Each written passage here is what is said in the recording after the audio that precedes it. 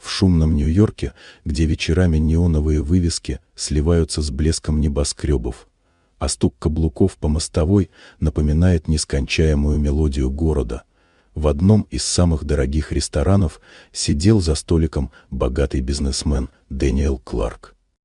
Мягкий свет хрустальных люстр отражался в бокале с вином, а стол был усыпан изысканными деликатесами: омары, тонко нарезанный мраморный стейк, десерты, привезенные из Парижа.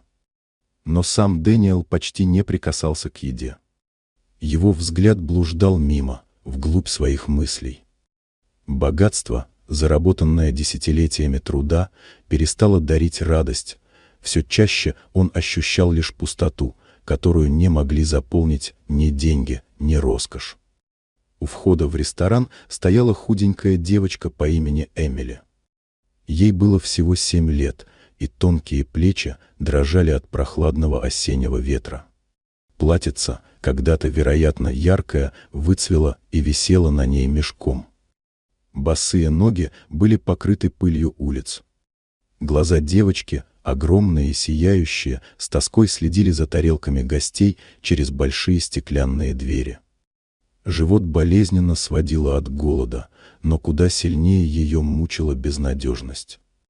Собрав всю смелость, Эмили робко переступила порог ресторана. Внутри все казалось еще ярче: ароматы специй, звон бокалов, дорогие костюмы и платья. Контраст между ней и этим миром был слишком разительным. Шепот гостей и недовольные взгляды повисли в воздухе, когда босые ноги девочки оставили грязные следы на идеально вымытом мраморном полу. Официанты уже торопились ее вывести, но Эмили шагнула прямо к столу Дэниела. Он поднял глаза и встретился с ее взглядом. В этих больших детских глазах он увидел что-то знакомое, воспоминание о себе самом, когда много лет назад он также стоял у витрин булочных, мечтая хотя бы о кусочке хлеба. Внутри него что-то дрогнуло, и вместо привычного равнодушия родилась решимость. Дэниел поднял руку, останавливая охрану и официантов, и твердо приказал принести для Эмили самую лучшую еду, какую только могли приготовить. Через несколько минут перед девочкой стояли горячий суп, свежий хлеб и ароматная паста. Когда Эмили взяла в руки первый кусочек теплого хлеба, ее маленькие пальцы задрожали, а по щекам покатились слезы. Она ела жадно, но осторожно, будто боялась, что все это исчезнет, если моргнет. И в этот миг Дэниел почувствовал, как тяжелый камень внутри него вдруг начал растворяться. Он понял: истинная ценность не в миллионах на счетах и не в власти над рынками. Настоящее богатство в возможности протянуть руку помощи тому, кого никто другой не заметил.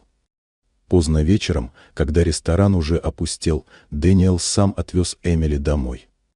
На заднем сиденье его черного автомобиля девочка уснула, укрытая мягким одеялом, впервые за долгое время ощущая тепло и безопасность. Дэниел смотрел на ее мирное лицо в отражении зеркала и впервые за многие годы улыбнулся искренне.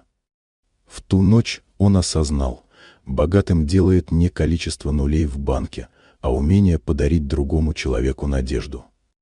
И именно это чувство вернуло его к жизни. Вот такая удивительная история. Дорогие друзья, если вам понравилось видео, поставьте лайк, а также подписывайтесь на канал, впереди еще много интересного.